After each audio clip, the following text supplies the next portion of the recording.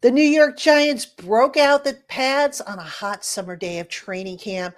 I'll have takeaways and much more coming up next here on the Locked On Giants podcast.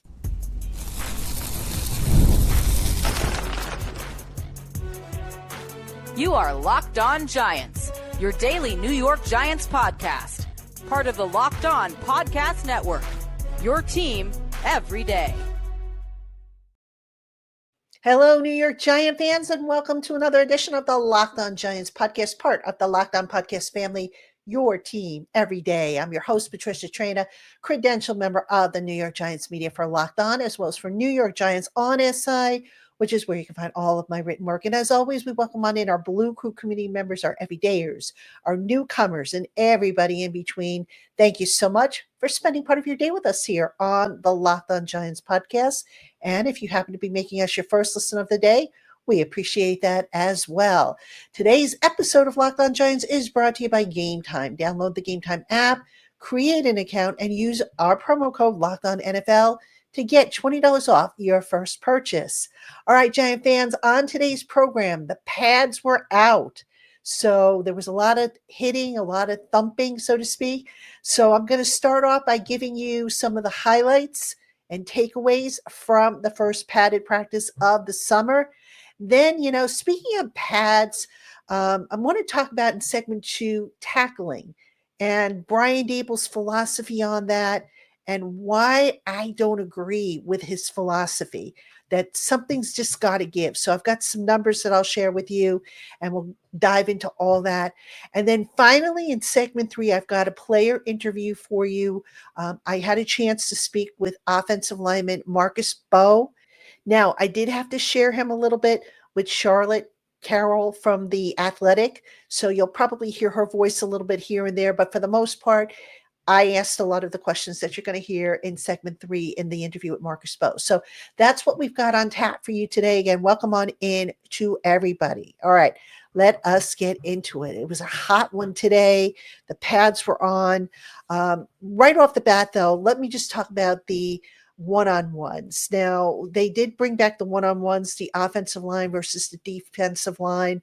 And always, as always, they have the receivers versus the cornerbacks. Now, unfortunately, they put the offensive line and the defensive linemen on the opposite field, and they had a wall of bodies that kind of blocked it out. But by moving around a little bit and kind of finagling, I was able to see some of that. All right, I had my binoculars, so I was able to keep my glasses on that. For the most part, the offensive linemen held their own. I would say that, if I had to declare a winning side, I would give it to the offensive linemen. There was a near skirmish there for a little bit between James Hudson III and Kayvon Thibodeaux. Hudson kind of got the better of Thibodeaux at one point, just throwing him to the ground. There was another rep that the two of them had where they almost came to blows. I mean, I could see from across the field. I didn't get the whole details because some of my view was blocked, but it looked like Hudson might have hit or jawed at Thibodeaux, and he took exception to it. So it kind of got a little heated there before it was quickly broken up by the coaching staff. So one-on-ones, I would give that to the offensive line. Now, for the one-on-ones between the receivers and the defensive backs, I'm going to give that to the defensive backs. There were a lot of balls that the receivers didn't come up with. Really, the only receiver I thought that had a good enough day in the one-on-ones was Malik Neighbors. I mean, he had, I think, 2 reps, caught both of them. So the defense kind of won the day on both one-on-ones. Now, speaking of receivers, for those who haven't heard, Bryce Ford-Wheaton, torn Achilles. He is on IR. The Giants did sign Gunnar Olszewski, who was with the team last year but was on IR. But the receiver that, kind of made a little bit of a splash today, if you will, was Dalen Cambray, right? An undrafted free agent. Dalen Cambray was in for Wan'Dale Robinson, who was held out at practice. And Wan'Dale, by the way, is okay. I happened to run into him when I was coming out of the media sessions, and I saw him. He was walking fine. He has a sleeve on his left leg, but he's going to be okay. I don't think, what he had is going to be long term. But so Dalen Cambry worked in the slot and was pretty good. And, you think about this, Dalen Cambry can also give them snaps on special teams. So maybe, but just maybe, he might have a chance at getting one of those last few roster spots at receiver. So we'll have to see how that works out. So, while I'm on the topic of receivers, the Giants are a little shorthanded. Like I said, with Bryce Ford Wheaton on IR. Olszewski was signed, but he didn't practice. Wandale was sidelined, and Jalen Hyatt was also kind of limited. So the Giants were down 4 receivers for this particular practice, but not a big deal because they did running plays a lot in this practice. So it wasn't that big of a deal, I think. Now, speaking of running, let me talk about the offensive line. I thought Evan Neal, I had a chance to stand in the end zone. I found a shady spot, so I went and I stood in the end zone, and I was able to watch from behind the offensive line, or behind the offense. I thought Evan Neal in the run game, very good. He lined up at right guard next to Jermaine Illuminor at right tackle. I thought Evan Neal had a very promising practice. But then again, we know that Evan Neal is a good run blocker. And, Evan Neal sprung open a hole for Cam Scatterboo on one play, where Scatterboo kind of just bounced off of Neal's hip and into a hole and picked up a good chunk of yardage. And, Evan Neal, the thing I want to see with Evan Neal is going to be pass pro inside, but he's competing with Greg Van Roten for that right guard spot. I know Evan Neal has also worked a little bit at left guard, but I think they want to ultimately put him at right guard there, and just, for the long term, I would think, because Neal is younger. If they can turn him into the next Mekhi Becton, they're going to have something there. And I think they'll be very happy if they can, do that and then get him re-signed. A couple of other things I'll talk about real quick. Cam Scatterboo had probably the nicest play of the day on offense. And again, remember, they did more running than passing. So not a whole lot to talk about with the quarterbacks. Though I will mention Jackson Dart went unofficially, was 4 of 6 in his reps, for those of you who are wondering. But Cam Scatterboo had a beautiful run. Now, I want to talk a little bit about him. On this particular run, which went for about 40 yards, he showed vision, quick feet. He was into the second level before you could say boo. And he just, when he runs, he does such a good job protecting the ball. And good luck bringing him down. He is so difficult to get a hand on. So up until this point, with Cam Scatterboo, I thought, okay, maybe he's going to see the field a little bit more, because he's really been looking good as a receiver out of the backfield. He runs like this in the preseason games. We could see a situation where maybe now he's not RB3. Maybe he moves up to RB1A.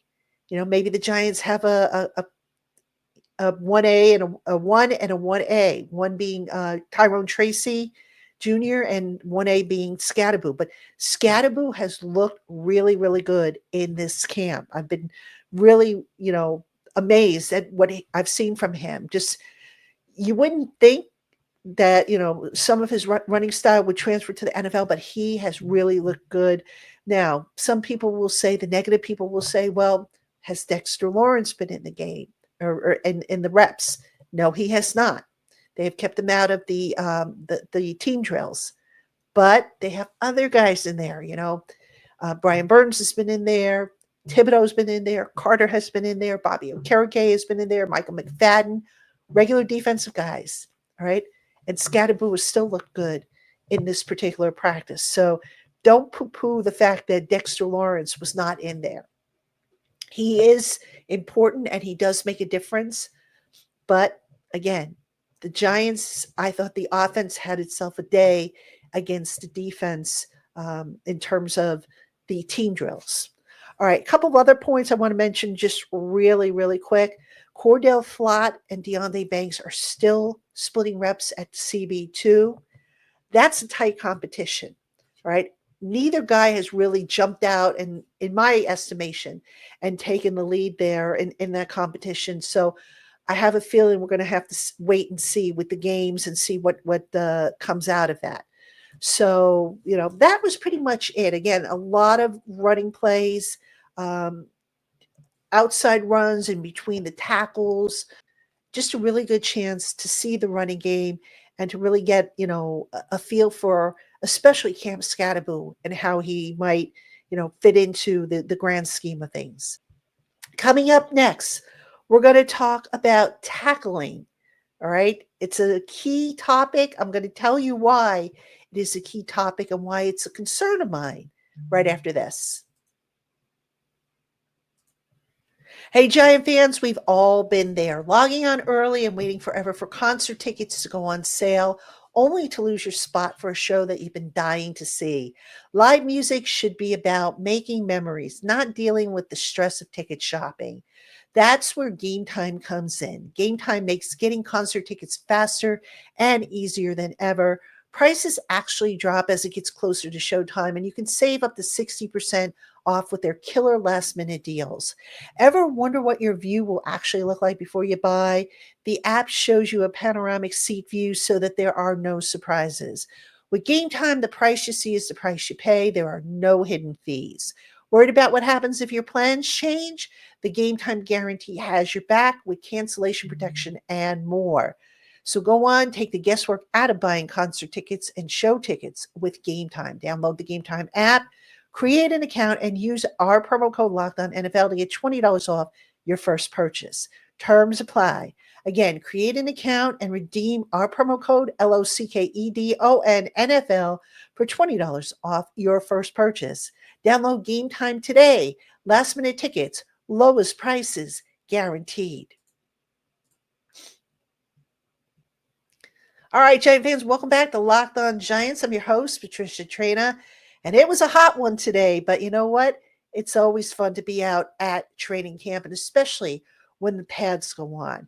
Now, you would think once the pads go on that there would be some tackling, but Brian Daboll, interestingly enough, doesn't really encourage tackling. He doesn't want guys being brought to the ground. And he explained that, look, it's going to be a thud type of practice where you hit a guy, but that's it. You don't put him on the ground. And I understand why he doesn't want guys on the ground. He doesn't want them on the ground because he's afraid that there'll be injuries. And this team can ill afford injuries, especially this early in training camp. But here's where I get a little concerned with that thinking. All right. I wouldn't mind that thinking if the intention of Brian Daboll was to play his key starters and key reserves in the preseason game a lot more than what he has done the last 2 years. Because look, the tackling for this Giants team hasn't been very good. Let me lay some numbers on you. This is from NFL Pro, okay? So last year, the league average for missed tackles was 13%.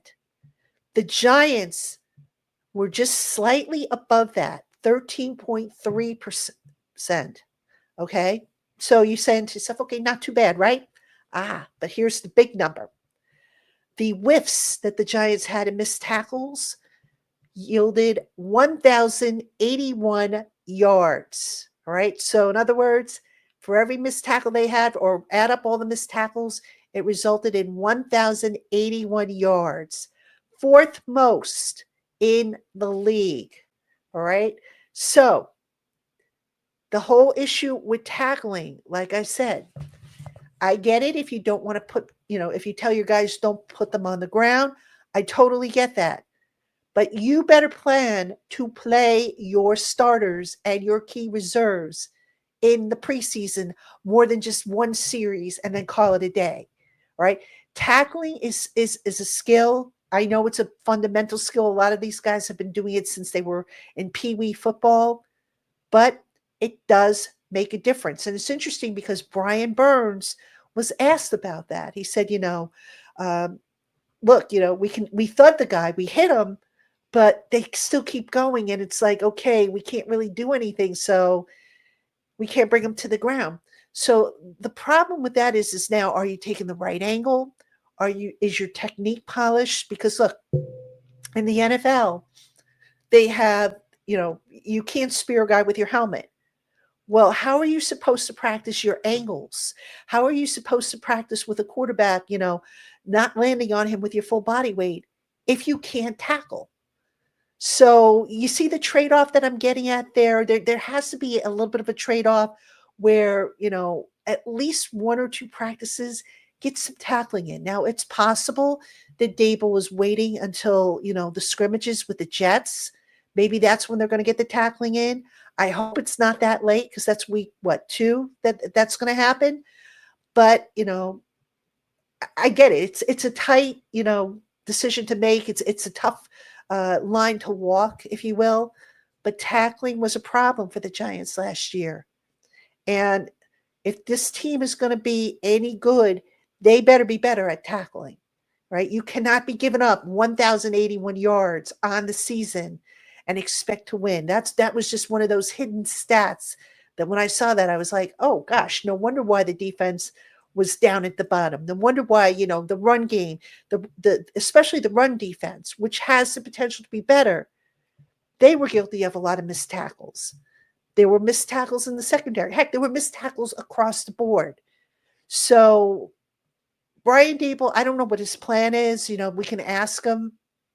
And he's always, his answer is going to be, well, I'm just worried about today, or, oh, we're going to tackle, at some point, or we may tackle at some point. Just do it. All right. Make sure that skill's there, especially if you're not running the old drills. Like back in the day, I remember when Steve Spagnuolo was here, they had the large donut, which they would use to teach guys how to tackle, leading with their shoulder into the large donut that they would roll.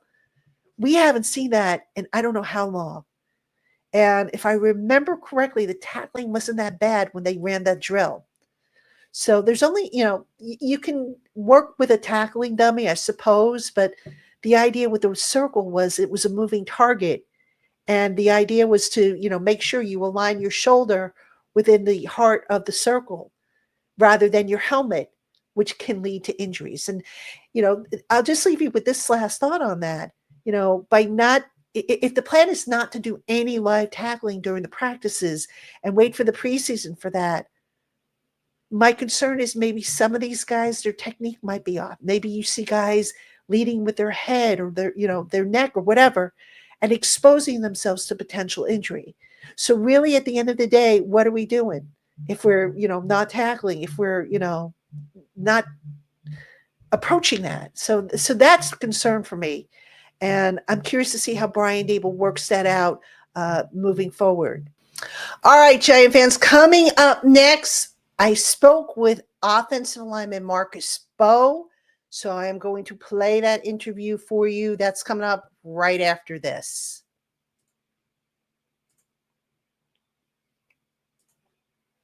This episode is presented by Yahoo Fantasy. Fantasy football is back, so fire up the group chat, get your draft board ready, and buckle up for a season filled with breakouts, busts, and all the overreactions we live for. It's all going down on Yahoo Fantasy. This year, I'm playing on Yahoo Fantasy, and you should too, whether you're a first-timer or a veteran making your millionth league. I've used Yahoo Fantasy for years, and I love how smooth the draft day experience is and the volumes of information that they provide to help team owners make the most informed decisions.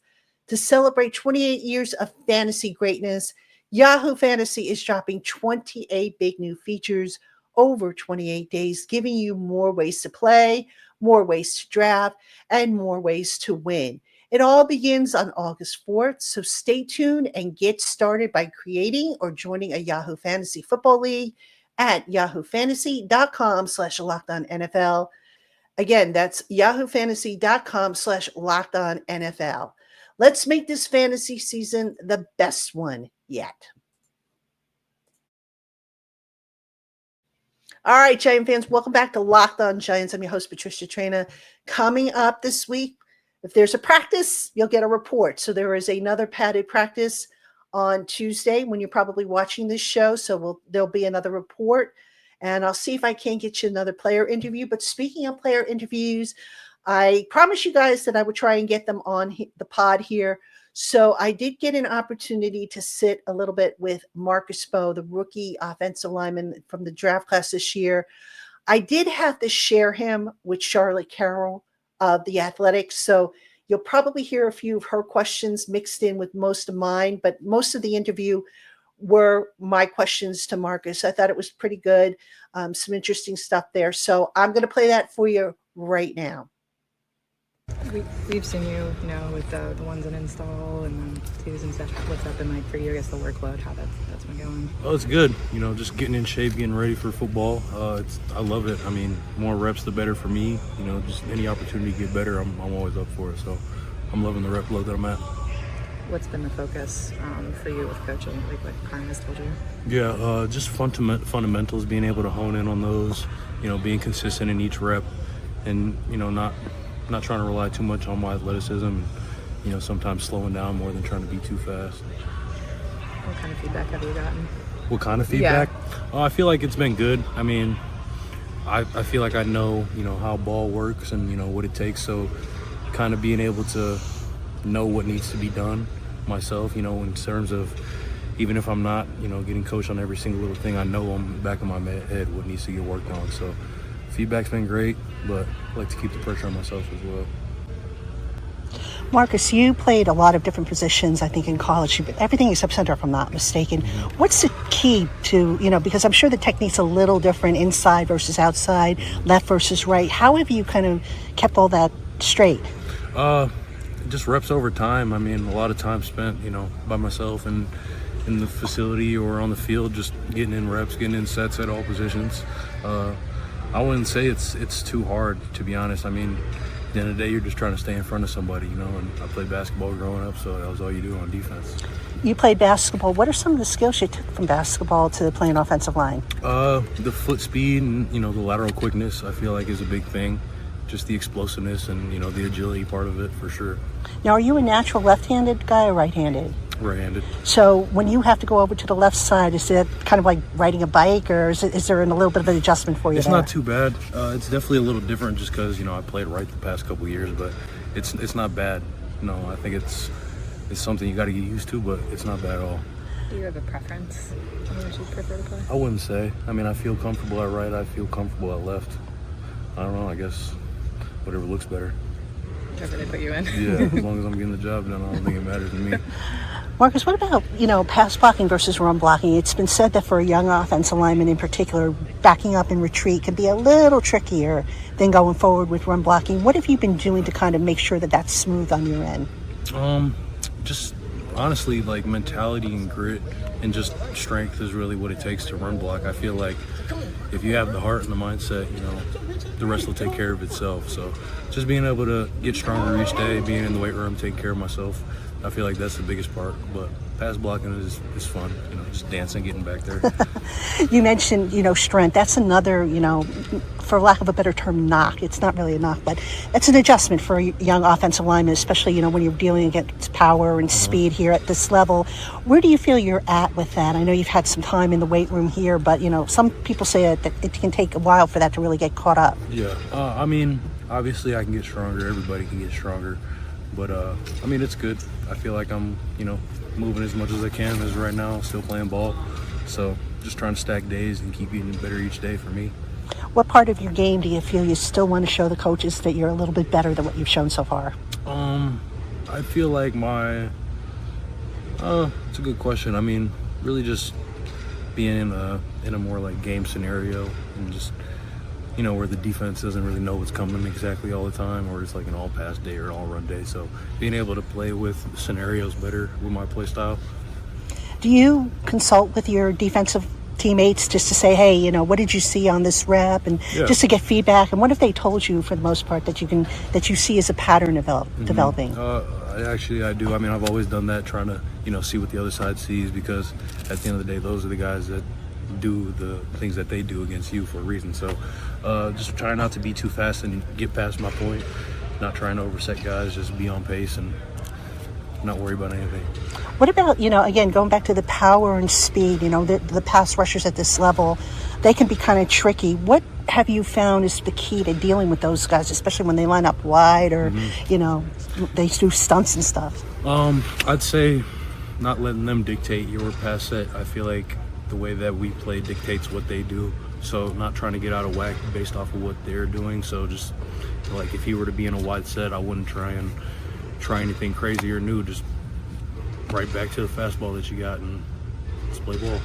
Has Coach Basillo changed anything as far as your technique, your mechanics, anything like that? I mean, certain footwork in the run game, which is, pretty normal for offensive line coach, but I feel like it's been pretty steady in terms of just tweaking there. I wouldn't really say it's changed too many things.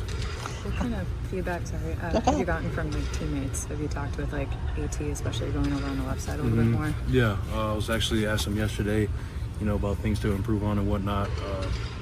It's been good feedback. I wouldn't say, anybody say I've been doing bad, but I'm enjoying. The wrong word. Yeah, sorry.